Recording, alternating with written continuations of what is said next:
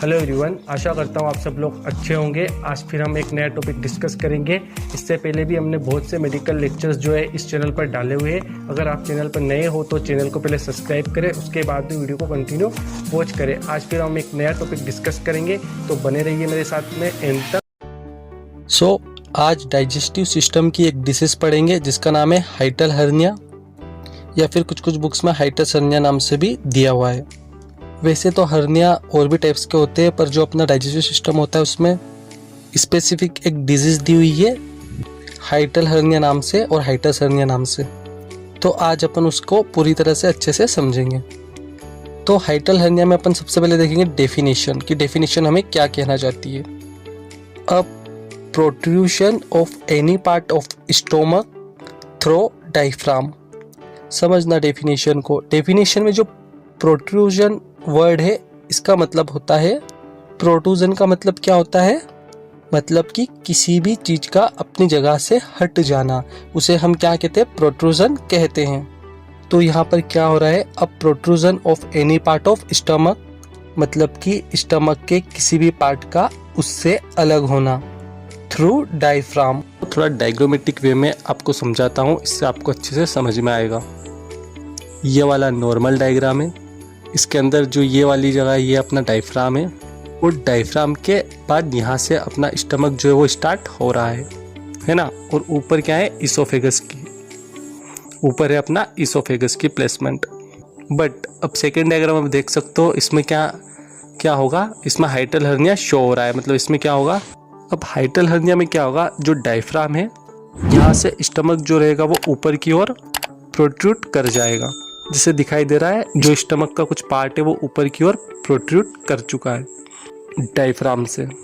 तो इसी को कहा जाता है हाइटल हर्निया, कि a protrusion of any part of stomach through diaphragm. Diaphragm से किसी भी स्टमक के पार्ट का प्रोट्रूशन होना, उसे ही क्या कहा जाता है, हाइटल हर्निया। अब देखो सेकेंड पॉइंट से आपको और अच्छे से क्लियर हो जाएगा। क्या कहती है second line, it is the problem of displacement of portion of the stomach through the opening in the diaphragm. मतलब कि जो डायफ्राम की ओपनिंग है ये दिखाई दे रही है आपको, ये क्या है, डायफ्राम की ओपनिंग है। इसके थ्रू जो स्टमक रहेगा वो ऊपर की ओर डिस्प्लेस्ड हो जाएगा, मतलब अपनी जगह से खिसक जाएगा। इसी को कहते हैं हाइटल हर्निया। क्लियर हुआ। हाइटल हर्निया क्या होता है, स्टमक का कोई सा भी पोर्शन अपनी जगह से हिल जाना, अपनी जगह से किसी दूसरी जगह पे उसका प्लेसमेंट हो जाना। देखो डेफिनेशन से आपको थोड़ा तो आइडिया हो गया होगा कि हाइटल हर्निया होता क्या है और किसे कहा जाता है। अब अपन और इसका डायग्राम देख लेते हैं अच्छे से। चलो एक बार और डायग्रामेटिक वे में अच्छे से समझते हैं। जैसे ये है अपना इसोफेगस नॉर्मल स्टमक के ऊपर, इसोफेगस के बाद में यहाँ पर आता है डायफ्राम, और इस डायफ्राम के बाद में यहाँ से अपना स्टमक जो होता है वो चालू होता है। ठीक है, ये था नॉर्मल डायग्राम। मगर हाइटल हर्निया में क्या होगा, हाइटल हर्निया में देखना, जैसे कि ये अपना डायफ्राम है, तो इस डायफ्राम की जो ये ओपनिंग है, तो जो ओपनिंग है यहाँ से स्टमक का कुछ पार्ट जो है वो ऊपर की ओर चल जाएगा, जैसे कि आपको दिखाई दे रहा है डायग्राम में। और जो कुछ पार्ट स्टमक का ऊपर आ गया है, इसी को कहा जाता है हाइटल हर्निया। अब नेक्स्ट अपन देखेंगे इसके क्योजेस की, किन किन क्योजेस के कारण जो हाइटल हर्निया होता है वो होता है। तो सबसे पहला कारण निकल के आता है, वो होता है वीकनेस ऑफ डायफ्राम मसल। जो आपके डायफ्राम की मसल्स होती है वो बहुत ज़्यादा कमज़ोर हो जाती है। ऐसे केस में जो स्टमक का कुछ पार्ट होता है वो ऊपर की ओर प्रोट्रूड कर सकता है, अगर डायफ्राम की मसल्स जो है वो कमज़ोर हो जाए। सेकेंड है इंक्रीज इंट्रा एब्डोमिनल प्रेशर। मतलब कि जो प्रेशर होता है इंट्रा एब्डोमिनल में वो अगर बढ़ जाए तो ऐसे केस में भी स्टमक का कुछ पार्ट जो होता है वो ऊपर की ओर डिस्प्लेस हो सकता है। थर्ड है क्रोनिक कॉन्स्टिपेशन। आमतौर पर कॉन्स्टिपेशन नॉर्मल होता है, बट अगर लंबे समय तक किसी को कॉन्स्टिपेशन हो रहा है तो ऐसे केस में भी उस वजह से भी हाइटल हर्निया जो है वो हो सकता है। फोर्थ है पुअर न्यूट्रिशन। मतलब कि अगर न्यूट्रिशन प्रॉपर मात्रा में बॉडी में इंटेक नहीं कर रहा है तो वो भी क्योज हो सकता है। नेक्स्ट है ट्रॉमा और एक्सीडेंट। मतलब कि कोई ट्रॉमा, कोई सर्जरी, कोई एक्सीडेंट हो जाए तो उसकी वजह से भी स्टमक जो है प्रोट्रूड करके डायफ्राम से ऊपर आ सकता है। नेक्स्ट क्योज है old age, excessive physical work और एक्सरसाइज, प्रेगनेंसी। मतलब कि जो ओल्ड एज के पर्सन है वो एक्सेसिव फिजिकल वर्क करेंगे या फिर प्रेगनेंसी में प्रेग्नेंट लेडी ज़्यादा एक्सरसाइज करेगी तो उस वजह से भी जो स्टमक है वो प्रोट्रूड करके ऊपर की ओर आ सकता है। लास्ट क्योज ले सकते हैं हम हेवी वेट लिफ्टिंग, ज़्यादा वेट उठाने से भी ये क्योज हो सकता है। ठीक है, अब क्योजेस के बाद एक क्लिनिकल मैनिफेस्टेशंस जिसे साइन एंड सिम्टम के नाम से भी जाना जाता है। तो फर्स्ट क्या आएगा, heartburn 30 to 60 minute after having meal, मतलब कि खाना खाने के 30 से 60 मिनट बाद बर्निंग सेंसेशन होगी। आया समझ में? खाना खाने के 30 से 60 मिनट बाद क्या होगा, बर्निंग सेंसेशन होगी। अब ये क्यों होगा? अपन ने देखा था ऐसे कंडीशन में जो अपना स्टमक था वो थोड़ा सा ऊपर की ओर क्या हो जाता है, प्रोट्रूड हो जाता है। उसकी वजह से जो HCl होगा वो अपने ईसोफेगस में जाएगा और जो खाना खाने के बाद HCl बनेगा 30 से 60 मिनट बाद वो एक्स्ट्रा ऊपर की ओर जाएगा ईसोफेगस में और उसके कारण क्या होगा, अपने को बर्निंग सेंसेशन। सेकेंड है रिगर्गिटेशन, मतलब क्या होता है, vomiting food after having a meal. इसका क्या मतलब है, मतलब कि अपन जो खाना खाएंगे, जो मील अपन लेंगे वो कुछ समय के बाद में वोमिट के थ्रू बाहर की ओर आ जाएगा। थर्ड आता है डिफ़िकल्टी इन स्वेलोइंग, मतलब कि निगलने में प्रॉब्लम फेस करनी पड़ेगी। डिफ़िकल्टी इन ब्रीथिंग, मतलब कि सांसें लेने में भी प्रॉब्लम आएगी। नेक्स्ट है चेस्ट पेन, जो चेस्ट रहेगा उसमें पेन होगा। और लास्ट है एब्डोमिनल डिस्कम्फर्ट, मतलब कि जो एब्डोमिनल साइड रहेगी अपनी उसमें डिस्कम्फर्ट फील होगा, परेशानी रहेगी और अच्छा फील नहीं होगा। अब नेक्स्ट आते हैं डायग्नोस्टिक इवैल्यूएशन। इसका मतलब क्या होता है कि कौन कौन से जो टेस्ट है वो कराए जाते हैं हाइटल हर्निया में। तो जो सबसे पहला टेस्ट है वो रहेगा बेरियम स्वेलो एक्सरे टेस्ट। तो इसके अंदर क्या लिखा है, the patient drinks barium thick chalk liquid that coats the lining of GIT and makes easier to detect damage in X ray. ये टेस्ट कैसे कराया जाता है, इस टेस्ट में जो पेशेंट होता है उसको क्या करते हैं, जो बेरियम होता है वो पिला देते हैं। अब बेरियम क्या होता है, एक थिक चौकी लिक्विड होता है। अब बेरियम पीने के बाद में क्या होगा, जो उसका GIT ट्रैक्ट होगा उसके अंदर जाके वो चिपक जाएगा उसकी लाइनिंग पे। और उसके बाद में क्या करेंगे, अपन एक्सरे लेंगे। फिर जो एक्सरे रहेगा उसमें कुछ डैमेज दिख जाएगा या फिर कोई डिफेक्ट जो भी रहेगा वो उसमें शो हो जाएगा। मतलब कि अगर अपना जो स्टमक है वो ऊपर की ओर आ रखा होगा तो वो एक्सरे में जो होगा वो दिखाई देगा।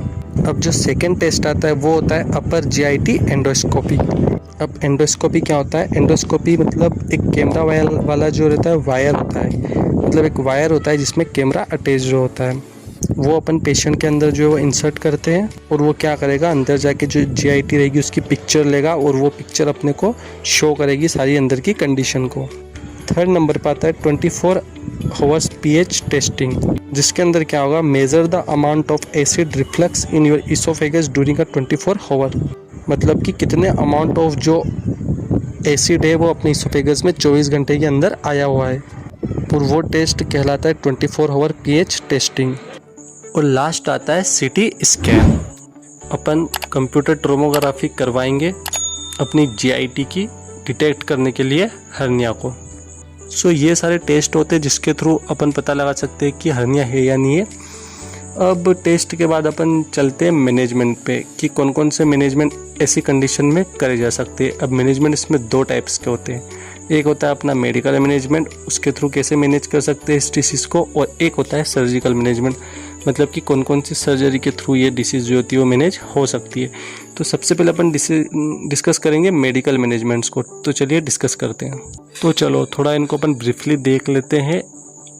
मैनेजमेंट में सबसे पहले अपन देखते हैं मेडिसिन कौन कौन सी दी जा सकती है और उनको थोड़ा सा अपन डिस्कस करते हैं। तो सबसे पहले आती है एंटासिड। अब एंटासिड्स क्या करेंगे, use to neutralise stomach acid and treat heartburn, मतलब कि जो स्टमक का एसिड है और वो इसोफेगस में आ रहा है उसको अपन न्यूट्रलाइज करने के लिए एंटासिड्स मेडिसिन देंगे। और उसका एग्जांपल है मैग्नीशियम हाइड्रोक्साइड, याद रहेगा मैग्नीशियम हाइड्रोक्साइड। सेकेंड है एंटी एमेटिक। अब एंटी एमेटिक क्यों दी जाती है आप सभी को मेनली पता होगा, यूज टू ट्रीट वोमिटिंग, मतलब कि जो उल्टी होती है पेशेंट को उसको ट्रीट करने के लिए एंटी एमेटिक जो मेडिसिन होती है वो दी जाती है। आप लोगों को ये बात कॉमनली पता होगी। वैसे इसका एग्जाम्पल कौन सा होता है, ओंडास्ट्रोन। क्या एग्जाम्पल है इसका, ओंडासेट्रॉन, ठीक है। थर्ड आते हैं प्रोकाइनेटिक एजेंट्स। अब प्रोकाइनेटिक एजेंट्स क्या करते हैं, इट इंक्रीजेस गैस्ट्रोड्यूडिनल मोबिलिटी। जो मोबिलिटी रहेगी गैस्ट्रोड्यूडिनल की, उसकी मोबिलिटी को बढ़ा देंगे, जिस कारण से क्या रहेगा, क्या होगा इसका बेनिफिट, गैस्ट्रोड्यूडिनल मोबिलिटी को बढ़ा देंगे और उससे क्या होगा, जो स्टमक रहेगा उसके अंदर ज़्यादा देर तक फूड जो रहेगा वो नहीं रहेगा। और इसका एग्जाम्पल है मेटक्लोप्रामाइड। मेटक्लोप्रामाइड इसका क्या है, एग्जाम्पल है। इसके बाद आती है एंटीहिस्टामिन्स। अब एंटीहिस्टामिन्स क्यों दी जाती है, जो एसिड का सिक्रेशन होता है उसको रिड्यूस कर देती है, मतलब जो HCl है उसका जो सिक्रेशन हो रहा है उसको कम कर देगा। इसमें एग्जाम्पल क्या आएगा, एग्जाम्पल है सिट्राजिन। ठीक है, आया समझ में। अब मेडिकल मैनेजमेंट्स के बाद में आता है सर्जिकल मैनेजमेंट। सर्जिकल मैनेजमेंट सबसे पहले आता है मैनुअल रिडक्शन। वैसे मैनुअल रिडक्शन जो है सर्जिकल का पार्ट नहीं है, बट आप समझ लीजिए समझने के लिए। क्या होता है इसमें, readjust to herniated organs by slight pressure. इसमें क्या करा जाता है, जो हर्निएटेड ऑर्गन है उस पर स्लाइटली प्रेशर दिया जाता है। जैसे आप डायग्राम में देख रहे हैं ना, कुछ इस टाइप से स्लाइटली हल्का सा प्रेशर दिया जाता है। क्यों करते हैं ये, इसलिए करते हैं ताकि मे भी जो हमारे स्टमक का जो पोर्शन है वो उसकी जगह से डिस्प्लेस हुआ है वो वापस से वहाँ पर उसकी जगह पर एडजस्ट हो जाए, इसलिए क्या करते हैं, मैनुअल रिडक्शन करते हैं। सेकेंड पे आती है निसन फंडिप्लिकेशन सर्जरी। ये सर्जरी में क्या होता है, wrapping part of the upper stomach around the sphincter and lower esophagus। देखो डायग्राम में दिखाई दे रहा है, क्या करते हैं सर्जरी में, जो स्टमक का पार्ट है उसको अपन लोअर इसोफेगस में रैप कर देंगे। ठीक है, तो इसे कहा जाता है निसन फंडिप्लिकेशन सर्जरी। और लास्ट आती है हर्नियोप्लास्टी। ये क्या होती है, it is the surgical operation to hernia. Hernia का सर्जिकली जो ऑपरेशन होता है उसे कहते हैं हर्नियोप्लास्टी।